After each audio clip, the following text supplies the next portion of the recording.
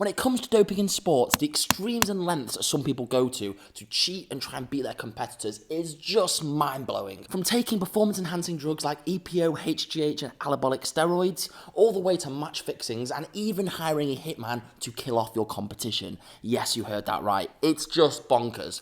Let's get into this. Firstly, we've got the infamous Lance Armstrong, who won 7 consecutive back-to-back Tour de France victories after getting diagnosed with testicular cancer and going through all sorts of medical procedures in regards to this. He then got banned in 2012 for life, never being able to compete in cycling again, along with getting stripped of his titles and having severe monetary damage as a result of this. Next, we've got Tonya Harding, who was actually a figure skater. Now, I don't know a lot about this sport, but just from doing a little bit of research, it's pretty evident that this case is extreme. So in 1994, Tonya Harding's ex-husband hired a hitman to injure her main rival just before the main event they were sort of training for, which is the US Figure Skating Championships. What the hell is going through someone's mind to hire a hitman to injure the competition? Look, I don't condone any type of doping, but taking things like human growth hormone, anabolics, EPO, it's understandable to an extent. I'm not saying I agree with it, but I understand why people do it. But hiring a hitman to go and injure the competition, you're going to prison for this for a long period of time. You're assaulting somebody else. It's just mind-blowing. Tonya Harding herself denied any involvement in this, but she was eventually found guilty of conspiring to hinder prosecution and was banned from professional skating for life. I mean, I've never seen anything quite like this at all. It's just bonkers. Next, we've got Madonna in football. This is a very controversial one. I'm not a football person myself. I don't really like it. Anyway, in the 1986 World Cup, you must have heard of the hand of God, where he literally used his hand to pop the ball in the back of the net, and this was in the semi-final. Well, I think it was. Let's take a look.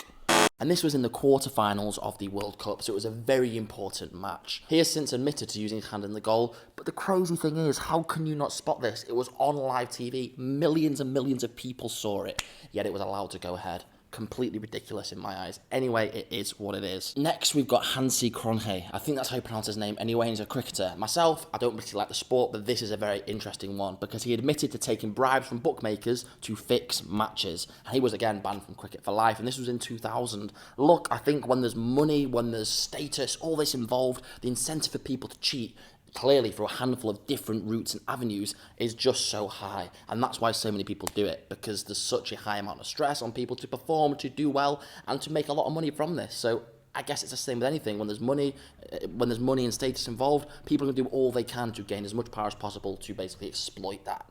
Now, I think it's pretty clear that there are cheats in every single sport. People might not believe so, but there is, and it's important to remember that cheating itself isn't just damaging the integrity, but it also undermines the hard work of everyone else. So the people that aren't doping, aren't hiring hitmen to not kill off, but to injure the competition. It affects those guys. So you might be doing it to get lots of money, but that affects people negatively.